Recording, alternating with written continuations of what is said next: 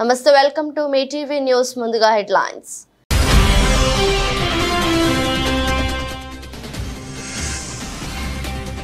ఇటలీలో Rishi Sunak, Macron, జెలెన్స్కీలతో ప్రధాని నరేంద్ర మోదీ భేటీ. ప్రపంచ నేతలతో వరుస భేటీలు.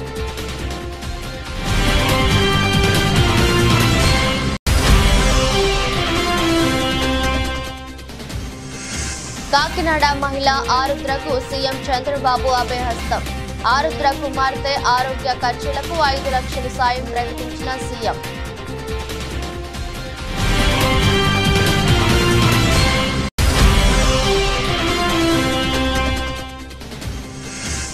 ఆదిలాబాద్ జిల్లా పాలనాధికారి చొరవతో 3 నెలల్లోనే రైతులకు డబ్బులు. హర్షం వ్యక్తం చేసిన రైతులు.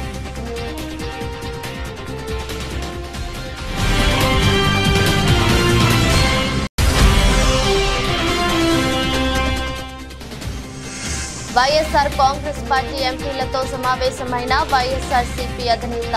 భవిష్యత్తు కార్యాచరణపై జగన్ తమ పార్టీ ఎంపీలతో చర్చించినట్టు సమాచారం.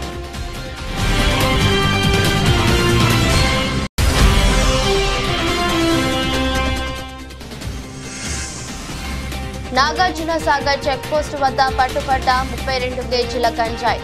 హైదరాబాద్ నుండి మాచర్ల వైపుగా తరలిస్తుండగా స్వాధీనం చేసుకున్న పోలీసులు.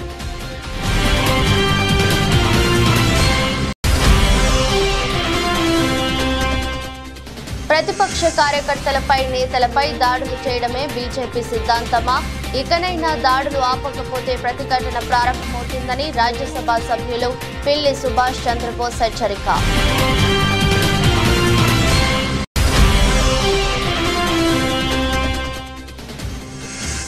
T20 ప్రపంచ కప్ సూపర్ 8కి చేరిన ఆఫ్ఘనిస్తాన్ కు ఎదురు దెబ్బ. జట్టుకు దూరమైన మిస్టరీ స్పిన్నర్.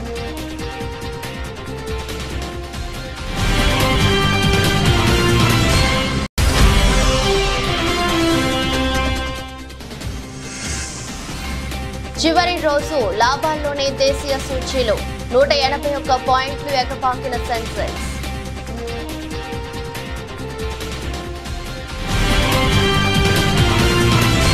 ఇటలీలో G7 సదస్సు సందర్భంగా భారత ప్రధాని నరేంద్ర మోదీ ప్రపంచ నేతలతో వరుసగా సమావేశమయ్యారు. బ్రిటన్ ప్రధాని రిషి సునాక్, ఫ్రాన్స్ అధ్యక్షుడు ఇమాన్యుయల్ మెక్రాన్, ఉక్రెయిన్ అధ్యక్షుడు వోలోదిమిర్ జెలెన్స్కీలతో విడివిడిగా భేటీ అయ్యారు. ఈ సమావేశాలకు సంబంధించిన వివరాలను మోదీ సోషల్ మీడియాలో పంచుకున్నారు. మా స్నేహితుడు మెక్రాన్ తో సమావేశం అద్భుతంగా జరిగింది. ఈ ఏడాదిలో ఇది మాకు 4వ భేటీ. భారత్ ఫ్రాన్స్ సంబంధాల బలోపేతానికి మేమిచ్చే ప్రాధాన్యతకు ఇది నిదర్శనం.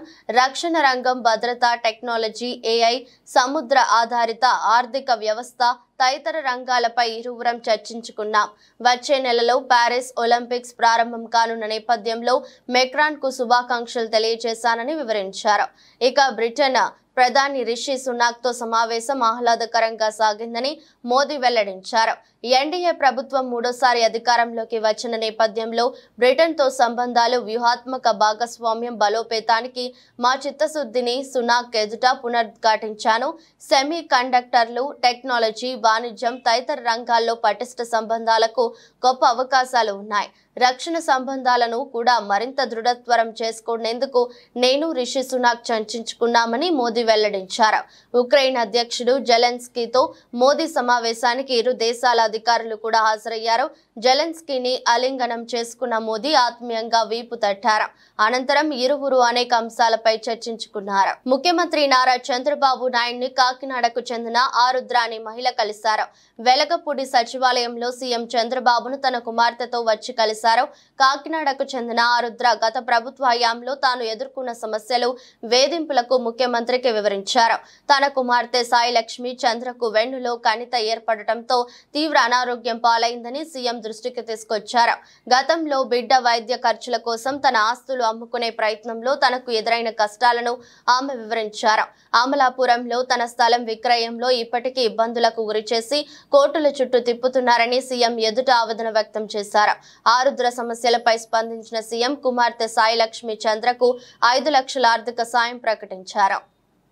వైఎస్ఆర్ కాంగ్రెస్ పార్టీ అధినేత జగన్ వైసీపీ ఎంపీలతో సమావేశమయ్యారు. వైసీపీ లోక్సభ, రాజ్యసభ ఎంపీలు ఈ సమావేశంలో పాల్గొన్నారు. విజయసాయి రెడ్డి, వైవి సుబ్బారెడ్డి, పిల్లి సుభాష్ చంద్రబోస్, మిథున్ రెడ్డి, అవినాష్ రెడ్డి, గురుమూర్తి, పరిమల్, నత్వాని తదితరులు ఈ సమావేశంలో పాల్గొన్నారు. భవిష్యత్తు కార్యాచరణపై జగన్ తమ పార్టీ ఎంపీలతో చర్చించినట్టు తెలిపారు. ఈ సమావేశంలో రాష్ట్ర ప్రభుత్వ మాజీ సలహాదారులు సజ్జల రామకృష్ణారెడ్డి కూడా పాల్గొన్నారు.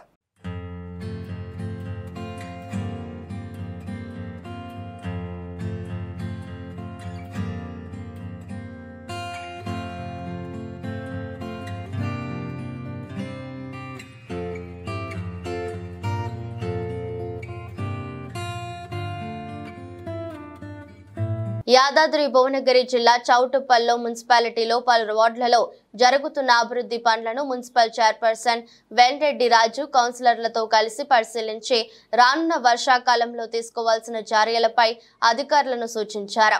అక్రమ కట్టడాలపై అధికారులను ఎమ్మెల్యే రాజగోపాల్ రెడ్డి హెచ్చరించారు. అనంతరం కళ్యాణ లక్ష్మి లబ్ధిదారులకు చెక్కులను పంపిణీ చేశారు.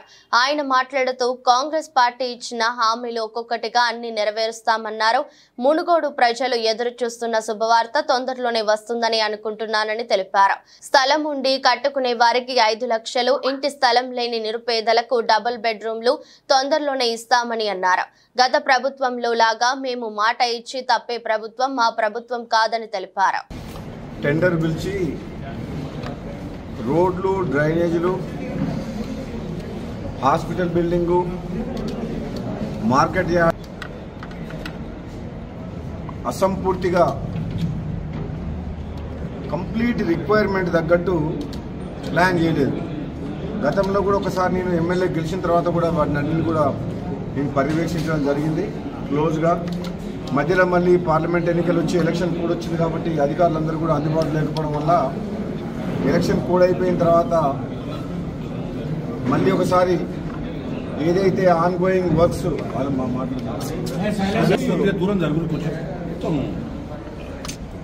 ఏదైతే చేయాలంటే మున్సిపాలిటీలో ఉన్న సమస్యలు కానీ, వాళ్ళకున్న ఇబ్బందులు కానీ, వాళ్ళకున్న పేమెంట్ ప్రాబ్లమ్స్ గురించి చాలాసేపు దాదాపు 3.5 గంటల పాటు 3.5 hours కంటిన్యూస్గా అధికారులతో కలిసి ఫీల్డ్ మీద పోయి మళ్ళీ వచ్చి అధికారులతోటి రివ్యూ మీటింగ్ కూడా చేయడం జరిగింది. తప్పకుండా చౌటుప్పల్ మున్సిపాలిటీ ప్రజలందరికీ కూడా నేను మీకు మాటిస్తున్నాను. యూట్యూబ్ ఛానళ్ళ మీద ఎవరికి కంట్రోల్ లేదు. రోజు ప్రతి ఒక్కరి మీద కథనాలు వస్తాయి. అందులో మా అటువంటి లీడర్ల మీద ఇంకా ఎక్కువ వస్తాయి. పనులు ఉన్న చెట్టుకే రాలేస్తారు అన్నట్టు ఏదో ఒకటి కోమటిరెడ్డి బ్రదర్స్ని, ముఖ్యంగా రాజగోపాల్ రెడ్డిని ఎప్పుడు ఏదో ఒకటి కామెంట్ చేస్తుంటారు. కాంగ్రెస్ పార్టీ అధిష్టానం మాకు ఒక మాట, ఒక బాధ్యత ఇచ్చింది పార్లమెంట్ ఇన్ఛార్జిగా గెలిపియమని. 2,22,000 మెజార్టీతో గెలిపించినాం. రాబోయే రోజుల్లో కాంగ్రెస్ అధిష్టానము ఏ బాధ్యతలు అప్పచెప్పినా, ఎంత అసాధ్యమైన అదైనా సరే ధైర్యంగా మా నాయకులు, కార్యకర్తలు మేమందరం సమిష్టిగా పోయి అధిష్టానం అప్పచెప్పిన పనిని కంప్లీట్ చేస్తాం. ప్రతి గ్రామంలో ఇల్లు ఉండి, స్థలం ఉండి ఇల్లు లేని నిరుపేదల అందరికి కూడా రాబోయే రోజుల్లో ఇందిరమ్మ ఇల్లు కట్టిస్తామని చెప్పి కూడా ఈ సందర్భంగా మాటిస్తున్నాం. ప్రతిపక్ష కార్యకర్తలు, నేతలపై దాడులు చేయడమే బీజేపీ సిద్ధాంతమా అని, దాడులు చేసిన వారిపై చర్యలు తీసుకోకపోతే ప్రతిఘటన ప్రారంభమవుతుందని రాజ్యసభ సభ్యులు పిల్లి సుభాష్ చంద్రబోస్ అన్నారు. శుక్రవారం అనపర్తిలోని వైఎస్ఆర్సీపీ కార్యాలయంలో పిల్లి సుభాష్ చంద్రబోస్ మాజీ శాసనసభ్యులు డాక్టర్ సత్య సూర్యనారాయణ రెడ్డితో కలిసి విలేకరులతో మాట్లాడుతూ, అనపర్తి నియోజకవర్గంలో ప్రతిపక్ష వైఎస్ఆర్సీపీ నాయకులు, కార్యకర్తలపై జరుగుతున్న దాడులు సోషల్ మీడియా ద్వారా తెలుసుకున్నారు. దాడులు జరిగిన తీరు చూస్తుంటే అసలు దాడులు చేస్తున్న వారికి మానవత్వం ఉందా అని, ఎన్నికలంటే జయాపజయాలు సహజమని, సోషల్ మీడియాలో కామెంట్లు అనేది సహజమని, విమర్శ ప్రతి విమర్శ సహజమని, ఇటువంటి వాటిని ఆధారం చేసుకుని దాడులకు పాల్పడడం ఎంతవరకు సమంజసమని, అనపర్తి నియోజకవర్గంలో మొట్టమొదటిసారిగా బీజేపీ పార్టీ ఎమ్మెల్యే గెలిచారని, బీజేపీ గెలిస్తే ప్రతిపక్ష పార్టీ నాయకులపై దాడులు ఇంత క్రూరంగా చేస్తారని, క్రూరంగా దాడులు జరిపించడమే బీజేపీ సిద్ధాంతమా అని అడిగారు. అనపర్తి నియోజకవర్గం కానీ మండపేట శాసనసభ నియోజకవర్గం కానీ, లేదా రామచంద్రపురం కానీ, కోనసీమలో కానీ ఇటువంటి సంఘటన ఎన్నికలు అయిన తర్వాత మా పార్టీకి నువ్వు ఓటు వేయలేదు, లేదా మా అభ్యర్థికి మీరు ఓటు వేయలేదని ఇంత దారుణంగా కొట్టడం అనేది చాలా దురదృష్టకరమైన సంఘటన. ఇది అసలు మన సమాజం అసలు అంగీకరించి, మన ప్రాంతం అసలు అంగీకరించింది. మన ప్రాంతంలో ఏ పార్టీ వారు కూడా ఎప్పుడు అంగీకరించే పరిస్థితి లేదు ఇక్కడ. అందులోకి అనపర్తి శాసనసభ నియోజకవర్గంలో తొలిసారిగా భారతీయ జనతా పార్టీ గెలిచింది. ఇక్కడ భారతీయ జనతా పార్టీ తొలిసారిగా గెలిచింది. భారతీయ జనతా పార్టీలో నాకైతే అపారమైన నమ్మకం ఆ పార్టీ మీద. ఏం చేతంటే విజ్ఞులు అందరూ ఆ పార్టీలో ఉన్నారు, విద్యావంతులు ఉన్నారు, చాలా సాఫ్ట్ నేచర్డ్ పర్సన్స్ అందరూ దాంట్లో ఉన్నారు. దేశ భవిష్యత్తుని గురించి ఆలోచించే వాళ్ళు ఆ పార్టీలో ఉన్నారు. దేశ సంక్షేమం గురించి పేద ప్రజల సంక్షేమం గురించి ఆలోచించే నాయకులందరూ ఆ పార్టీలో ఉన్నారు. మరి అంచేతే ఈవేళ దేశాన్ని పాలిస్తుంది ఆ పార్టీ. మరి అటువంటి పార్టీలో ఎన్నికైన ఈ నియోజకవర్గంలో ఇటువంటి సంఘటన జరగటం నాకైతే ఆ వీడియో మీకు కూడా చూపిస్తాను. ఆ వీడియో చూసిన తర్వాత నాకు కొంచెం బాధాకరం అనిపించింది. అడగండి, ఎవరో దాని మీద పూర్తి విచారణ జరిగితే మీకు పెద్ద కష్టం కాదు. ఇది ఏమైనా అంతర్జాతీయ నేరగాలు చేసిన నేరాలు కాదు.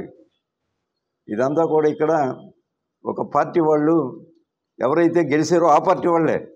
అది ఎందుకు ఇంకోళ్ళకి ఏంటి అవసరం వాళ్ళకి? అంచేత వాళ్ళు చేసిన పనులు కాబట్టి తక్షణం వాళ్ళు ఎంతటి వాళ్ళన్నా వారిని ఇమ్మీడియట్గా కూడా అరెస్ట్ చేయకపోతే దీన్ని మాత్రం మేము హైకోర్టులో పిటిషన్ ఫైల్ చేస్తాం. అప్పుడైనా మీరు కదవలసి వస్తుంది. మీరు తక్షణం పోలీసు వారు దీని మీద విచారణ చేయకపోతే, కేసు రిజిస్టర్ చేసి విచారణ చేయకపోతే ఎవరిదైనా ప్రాణం పోతే ఖచ్చితంగా పోద్ది. ఎంచేతంటే అంత దారుణంగా ఉన్నాయి దెబ్బలు. పోతే యు ఆర్ రెస్పాన్సిబుల్. ఇక్కడ లోకల్ పోలీస్ అథారిటీ రెస్పాన్సిబుల్ అవుతారు కాబట్టి రెస్పాన్సిబుల్ చేస్తున్నాం మిమ్మల్ని. రేపొద్దున మీ మీదే ఆ కేసు రిజిస్టర్ చేయించవలసినటువంటి పరిస్థితులు దాపరిస్తాయి. మీకు దాన్ని తక్షణం చేయవలసిందిగా మేము కోరుతూ ఉన్నాం. గతంలో పోస్ట్ ఆఫీస్ అధికారి తప్పిదం వల్ల మోసపోయిన రైతులకు ఇండియన్ పోస్ట్ పేమెంట్ బ్యాంక్ ద్వారా పత్తి రైతులకు 1,15,00,000 రూపాయలు 75 మంది రైతులకు సంబంధించిన డబ్బులను జిల్లాలోని పోస్ట్ ఆఫీసులో జిల్లా పాలనాధికారి రాజశీష, శాసనసభ్యులు పాయల్ శంకర్లు రైతులకు అందజేశారు. ఈ సందర్భంగా జిల్లా పాలనాధికారి మాట్లాడుతూ ఆదిలాబాద్ పట్టణంలో పోస్ట్ ఆఫీస్ రైతుల ఖాతాలో గతంలో CCI నుండి డబ్బులు జమ చేసిన సంఘటనలో ఓ అధికారి తప్పిదం 75 మంది రైతులు ఖాతాలలో జమైన డబ్బులు మాయమైనట్లు తెలిపారు. ఈ సందర్భంగా ఈ సంఘటనపై జిల్లా పాలనాధికారి ప్రత్యేక చొరవతో 3 నెలల్లోనే రైతుల సమస్యను పరిష్కరించారు.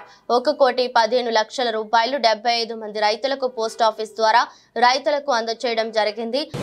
మన 3 నెలల క్రితంలో ఇక్కడ ఏవైతే ఒక అవినీతి జరిగింది, సో ఆ అవినీతికి పోస్టల్ బ్యాంక్ వారి తరఫు నుంచి సరి చేసుకొని ఈరోజు ఎవరైతే 75 రైతులు ఉన్నారో వాళ్ళకి కాటన్ కార్పొరేషన్ ఆఫ్ ఇండియా నుంచి వాళ్ళు పంట పండిన తర్వాత మళ్ళీ అమ్మిన తర్వాత కాటన్ కార్పొరేషన్ ఆఫ్ ఇండియా నుంచి ఏవైతే డబ్బులు రావడం జరిగింది పోయిన వానాకాలం సంబంధించిన ఆ డబ్బులు మరి యొక్క అధికారులు మోసం చేసి ఏవైతే డబ్బులు రైతులు అకౌంట్ నుంచి వాపస్ తీసేసుకున్నారు ఆ డబ్బులు ఈరోజు మళ్ళీ పోస్టల్ బ్యాంక్ చొర్యతోని ఈరోజు 75 నుంచి 80 రైతులకి వాళ్ళకి ఈరోజు పోస్టల్ బ్యాంకులో ఒక కౌంటర్ ఏర్పాట్లు చేసుకొని 1,15,20,000 రూపాయలు ఈరోజు రైతులకి అందజేయడం జరుగుతుంది.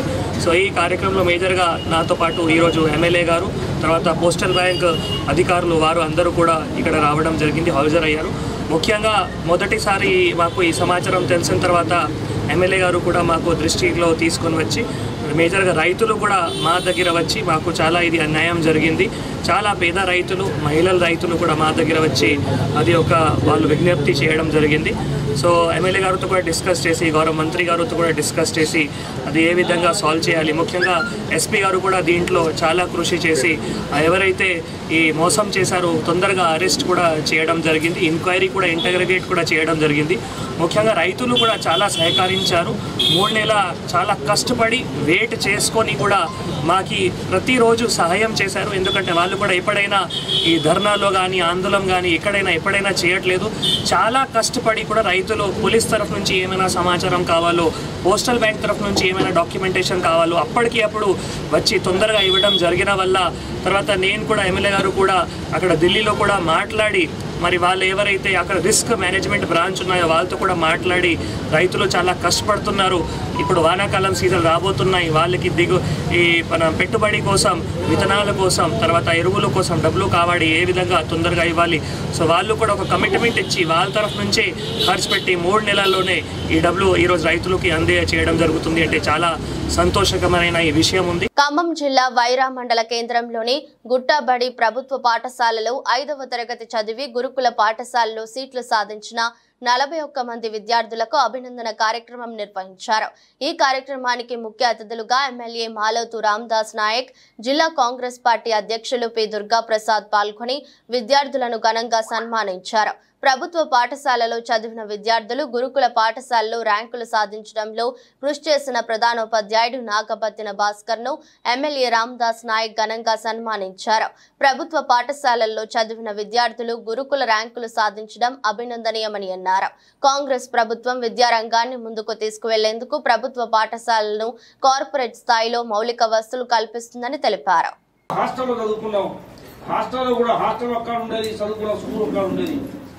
ఇంటర్మీడియట్ వరకు నడిచే చదువుకున్నాం. ఈరోజు ఆ పరిస్థితి లేదు. పిల్లల కాలు కూడా మట్టి అంటకుండా తల్లిదండ్రులు చదివిస్తున్న పరిస్థితులని, ఆటోలని, బస్సులని, అవన్నీ లేకపోతే సైకిల్ మోడలని ఇలాంటి సౌకర్యం వచ్చింది. కాబట్టి పిల్లలు పెద్దలు చెప్పారు, అందరూ ఉదాహరణలో తీసుకోవాలి. ఇది మామూలు పాఠశాల కాదు, ఇది గుట్టబడి అంటే మామూలు పాఠశాల కాదు. ఇది దీనికి ఒక చరిత్ర సృష్టించు ఓ పెద్ద మనిషి దుర్గన్న పంచాయతీ సర్పంచ్ అయ్యిండు, ఇప్పుడు జిల్లా కాంగ్రెస్ ప్రెసిడెంట్ అయ్యిండు. ఈ రాష్ట్ర ఉప ముఖ్యమంత్రి కావాలి, కొద్దిలో పోయింది. ఉప ముఖ్యమంత్రి ఈ ప్రాంత వాసి లక్ష్మీపురంలో జన్మించిన భట్టి విక్రమార్క గారు. మరి చదువు ఇక్కడ దీని ముహూర్తం అటువంటిది అయ్యగారు, దీని ముహూర్త బలం, దీని పేరు అటువంటిది. కాబట్టి ఇవాళ ఉప ముఖ్యమంత్రి రాష్ట్రాన్ని ఏలుతున్న నాయకుడు భట్టి విక్రమార్క గారు ఈ పాఠశాలలో చదువుకున్న అంటే మాటలు కాదు, ఈ పాఠశాల పేరు, ప్రతిష్ట, గౌరవం పెంచే విధంగా ఇవాళ వివిధ రకాల హోదాల్లో కూడా బయట ఉద్యోగాలు చేస్తున్నారు. మంచి ధనవంతులైనరు, పెద్ద పెద్ద ఉద్యోగాలు చేస్తున్నారు, వ్యాపారాలు చేస్తున్నారు. కాబట్టి చదువుకున్న ఇప్పుడున్న పిల్లలందరూ కూడా పెద్ద ఎత్తున కష్టపడాలి. ఇవాళ డబ్బులు ఎన్ని భూములున్నా ఈ ఆస్తులు కావు, చదువే మనకు పెద్ద ఆస్తి. తల్లిదండ్రులు కూడా ప్రధానంగా మనవి చేస్తా ఉన్నా, పిల్లల్ని చదివిస్తే మీరు వాళ్ళకు ఒక 10 ఎకరాలు 20 ఎకరాలు ఇచ్చినట్టే. వాళ్ళని కష్టపడి ఇబ్బంది పడి గట్టిగా చదివించాలని మీ అందరికీ మనవి చేస్తూ, అన్ని విషయాలు మనం సీతారామరావు చెప్పాడు, దుర్గాన చెప్పాడు. కాబట్టి మా పట్ల మేమందరం కూడా ప్రభుత్వ పాఠశాల చదివి వచ్చిన వాళ్ళమే. అనపర్తి మండలం అభివృద్ధి అధికారి కార్యాలయంలో 4 మండలాల MDOs, EOs, Panchayati Raj department, RWS departments, deputy executive ఇంజనీర్లు, 4 మండలాల అసిస్టెంట్ ఇంజనీర్స్, 4 మండలాల గ్రామ పంచాయతీ సెక్రటరీస్ లతో అనపర్తి నియోజకవర్గం సమీక్ష సమావేశంలో పాల్గొన్న అనపర్తి శాసనసభ్యులు నల్లమిల్లి రామకృష్ణారెడ్డి తూర్పు గోదావరి జిల్లా అనపర్తి నియోజకవర్గం ప్రస్తుత పరిస్థితిపై 4 మండలాల పంచాయతీ సెక్రటరీలు, ఎంపీడీఓలు, జలవనరుల శాఖ అధికారులతో కార్యక్రమం ఎంపీడీఓ కార్యాలయంలో అనపర్తి శాసనసభ్యులు నల్లమిల్లి రామకృష్ణారెడ్డి సమీక్ష నిర్వహించారు. ఈ సందర్భంగా గత 5 సంవత్సరాలుగా అనపర్తి నియోజకవర్గంలో జరిగిన అభివృద్ధి, మౌలిక వస్తువుల కల్పన, అవినీతి ఆరోపణలపై విస్తృతంగా చర్చించారు. అనపర్తి నియోజకవర్గంలో ఎంపీడీఓలు, గ్రామ పంచాయతీ కార్యదర్శులు, పంచాయతీరాజ్ ఇంజనీరింగ్ విభాగం, ఆర్డబ్ల్యూఎస్ ఇంజనీరింగ్ విభాగం ఇప్పటి వరకు జరిగిన కార్యక్రమాలు, ఇప్పటి వరకు జరిగిన విషయాల పైన నాకు ఒక అవగాహన రావాలి. కాబట్టి ఇక ముందు ఏ విధంగా ముందుకు వెళ్ళాలనే దానిపైన అధికారులతో సమన్వయం కావాలి. కాబట్టి ఒక అవగాహన కార్యక్రమాన్ని నిర్వహించుకోవడం జరిగింది. దీనికి నియోజకవర్గంలోని అధికారులందరూ రావడం జరిగింది. ముఖ్యంగా అనేక విషయాలు చర్చించడం జరిగింది. ముఖ్యంగా 2019 నుంచి 2024 వరకు జరిగిన ప్రభుత్వంలో అనేక తప్పిదాలు కానివ్వండి, లేదా అవకతవకలు కానివ్వండి, కొన్ని వెలుగు చూసాయి. ఈరోజు దానిపైన తప్పనిసరిగా విచారణకి కలెక్టర్ గారిని కోరడం జరుగుతుంది. అదేవిధంగా ఒక చక్కటి సమన్వయంతో అధికారులు ప్రభుత్వానికి సహకరించే విధంగా, ప్రభుత్వం అధికారులతో సత్సంబంధాలు ఉండే విధంగా వెళ్ళడం జరుగుతుంది. దానికి సంబంధించి ఇవాళ ఒక దిశానిర్దేశం కూడా చేసుకోవడం జరిగింది. ఏదైనా ప్రభుత్వ లక్ష్యం ఒకటే, ప్రజలకు సంక్షేమ ఫలాలు, అభివృద్ధి ఫలాలు అందించాలి. చంద్రబాబు నాయుడు గారు ఇచ్చిన హామీ మేరకు, మోడీ గారు ఇచ్చిన గ్యారంటీ మేరకు ప్రజలకు సుపరిపాలన అందించాలి. దానికోసమని ఈరోజు అధికారులందరితో మాట్లాడడం జరిగింది. అధికారులందరి దగ్గర నుంచి ఫీడ్బ్యాక్ తీసుకోవడం జరిగింది. గుంటూరు జిల్లా ప్రతిపాడు నియోజకవర్గం పెదనందిపాడు, కాకుమాను మండలాల్లో ప్రతి జిల్లా పరిషత్ ఉన్నత పాఠశాలలో విద్యార్థులకు ప్రభుత్వం ద్వారా స్టూడెంట్స్ కి కిట్లు పంపిణీ చేసిన ప్రతిపాడు శాసనసభ్యులు బుర్ల రామాంజనేయులు కాకుమాను మండలంలో 2108 కిట్లను పంపిణీ చేశారు. బుర్ల రామాంజనేయులు మాట్లాడుతూ 90% మార్కులు సాధించాలని, స్కూల్ పిల్లలకు స్కిల్ డెవలప్మెంట్ మరియు నైపుణ్యం కలిగిన చదువును అందించాలని టీచర్లను కోరారు. ప్రముఖ సినీ నటి హేమ బెంగళూరు జైలు నుంచి విడుదలయ్యారు. కోర్టు ఆమెకు షరతులతో కూడిన బెయిల్ మంజూరు చేయడంతో ఆమె విడుదలయ్యారు. బెంగళూరు రేవ్ పార్టీ కేసులో సినీ నటి హేమను బెంగళూరు సిసిబి పోలీసులు అరెస్ట్ చేశారు. ఆమె బెయిల్ పిటిషన్ దాఖలు చేసుకున్నారు. హేమ వద్ద ఎలాంటి డ్రగ్స్ దొరకలేదని, అలాగే ఘటన జరిగిన 10 రోజులకు వైద్య పరీక్షలు నిర్వహించారని ఆమె తరపు న్యాయవాది కోర్టులో వాదనలు వినిపించారు. అలాగే డ్రగ్స్ తీసుకున్నట్లు పోలీసులు సాక్ష్యాలు చూపించలేకపోయారని పేర్కొన్నారు. అయితే ఆమె పార్టీలో పాల్గొన్నట్లు చూపి ఆధారాలను సిసిబి కోర్టుకు అందించింది. ఇరువైపులా వాదనలు విన్న న్యాయస్థానం హేమకు షరతులతో కూడిన బెయిల్ ను మంజూరు చేసింది. దీంతో ఆమె ఈ రోజు విడుదలయ్యారు.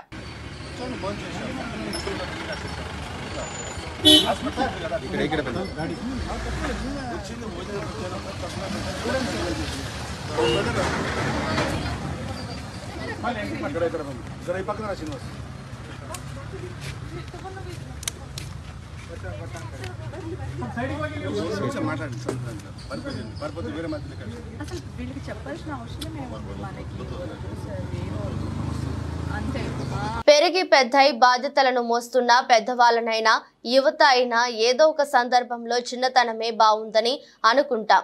అలా అనుకోవటం కూడా నిజమే. ఎలాంటి పొరపచ్చాలు, అడ్డుగోడలు, బాధలు లేకుండా స్నేహితులతో కలిసి సరదాగా గడిపే బాల్యమే ఎంతో గొప్పది. ఈ పాయింట్ ను బేస్ చేసుకొని రూపొందుతున్న చిత్రం కమిటీ కుర్రోళ్ళు. నిహారిక కొన్నిదెల సమర్పణలో pink elephant pictures, LLP, Sriradha Damodar studios banners పై రూపొందుతున్న ఈ సినిమాకు యదు వంశీ దర్శకుడు. పక్కా ప్లానింగ్ తో మేకర్స్ అనుకున్న సమయానికి కన్నా ముందే సినిమా షూటింగ్ ను పూర్తి చేసిన విషయం. ప్రస్తుతం సినిమా పోస్ట్ ప్రొడక్షన్ కార్యక్రమాల్లో బిజీగా ఉంది. త్వరలోనే విడుదలకు సిద్ధమవుతుంది. ఈ నేపథ్యంలో చిత్ర యూనిట్ కమిటీ కుర్రోళ్ళు టీజర్ విడుదలైంది. ప్రముఖ హీరో నితిన్ సోషల్ మీడియా వేదికగా టీజర్ ను విడుదల చేసి చిత్ర యూనిట్ కు అభినందనలు తెలిపారు. అద్వితీయమైన అటవీ తీరులో ఈసారి టీ20 ప్రపంచ కప్ సూపర్ 8కు చేరిన ఆఫ్ఘనిస్తాన్ జట్టుకు ఎదురు దెబ్బ తగిలింది. మిస్టరీ స్పిన్నర్ ముజిబుర్ రెహమాన్ గాయం కారణంగా జట్టుకు దూరం అయ్యాడు.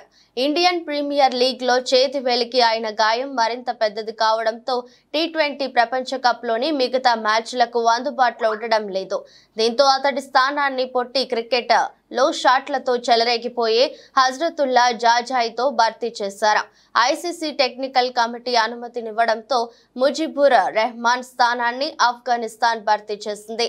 ఉగాండాతో జరిగిన ప్రారంభ మ్యాచ్ లో మాత్రమే ముజిబుర్ ఆడాడు. 3 ఓవర్లు వేసి ఓ వికెట్ తీసుకున్నాడు. ఇక left arm wrist spinner Noor Ahmad ఇప్పుడు ముజిబుర్ పాత్రను పోషించనున్నాడు. నూర్ ఇప్పటికే 2 మ్యాచ్లు ఆడాడు. పాపువా న్యూగినియాలో జరిగిన మ్యాచ్ లో 4 ఓవర్లు వేసిన నూర్ 14 పరుగులు మాత్రమే ఇచ్చి 1 వికెట్ తీసుకున్నాడు. ప్రధాని మోదీ నేతృత్వంలో కేంద్ర కేబినెట్ ఏర్పడి మంత్రులకు శాఖలు కూడా కేటాయించిన తర్వాత దేశీయ సూచీలు లాభాల బాట పడ్డాయి. వారంలో చివరి రోజు కూడా దేశీయ స్టాక్ మార్కెట్లు లాభాలను అందుకున్నాయి. సెన్సెక్స్ ఓ దశలో 77,000 మార్కును దాటింది. మధ్యాహ్నం సమయంలో అమ్మకాల ఒత్తిడి ఎదురైనా చివరకు సూచీలు కోలుకున్నాయి. ముగింపుతో పోల్చుకుంటే దాదాపు 100 పాయింట్ల లాభంతో 76,912 వద్ద రోజును ప్రారంభించిన సెన్సెక్స్ లాభ నష్టాలతో తోబుచ్చులాడింది. ఒక దశలో 200 పాయింట్లు లాభపడి 77,081 వద్ద ట్రేడ్ అవుతుంటే హైని టచ్ చేసింది. మరోసారి 77,000 మైలు రాయిని దాటింది. అయితే గరిష్టాల వద్ద మదుపర్లు లాభాల స్వీకరణకు దిగడంతో 450 పాయింట్లకు పైగా కోల్పోయి 76,549 వద్ద ట్రేడ్ అవుతుంది. కనిష్టానికి చేరుకుంది. చివరకు 181 పాయింట్ల లాభంతో 76,992 వద్ద రోజును ముగించింది. ఇక నిఫ్టీ 66 పాయింట్ల లాభంతో 23,465 వద్ద స్థిరపడింది. వార్తలు ముగించే ముందు మరోసారి హెడ్లైన్స్.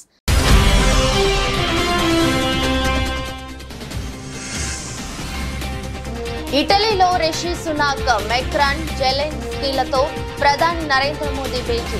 ప్రపంచ నేతలతో వరుస భేటీలు.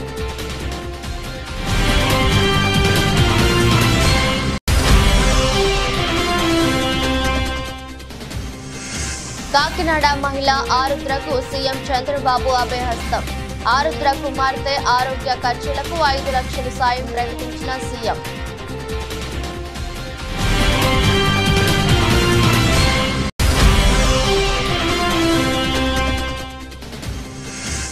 ఆదిలాబాద్ జిల్లా పాలనాధికారి చొరవతో 3 నెలల్లోనే రైతులకు డబ్బులు. హర్షం వ్యక్తం చేసిన రైతులు.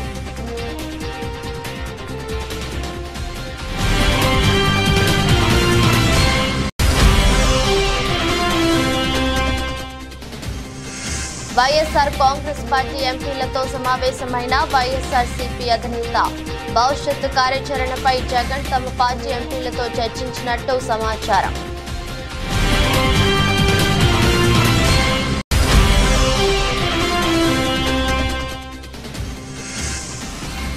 నాగార్జున సాగర్ చెక్ పోస్టు వద్ద పట్టుబడ్డ 32 కేజీల గంజాయి. హైదరాబాద్ నుండి మాచర్ల వైపుగా తరలిస్తుండగా స్వాధీనం చేసుకున్న పోలీసులు.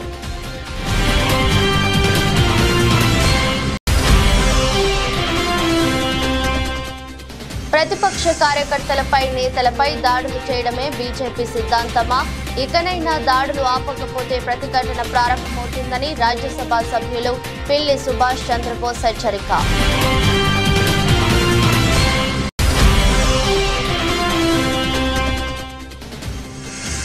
T20 ప్రపంచ కప్ సూపర్ 8కి చేరిన ఆఫ్ఘనిస్తాన్ కు ఎదురు దెబ్బ. జట్టుకు దూరమైన మిస్టరీ స్పిన్నర్.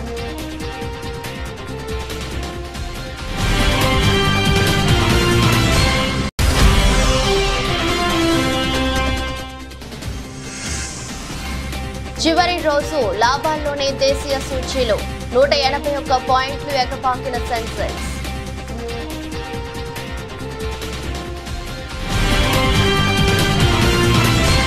ఇది రోజు బులెటిన్. మరో బులెటిన్లో మళ్ళీ కలుద్దాం.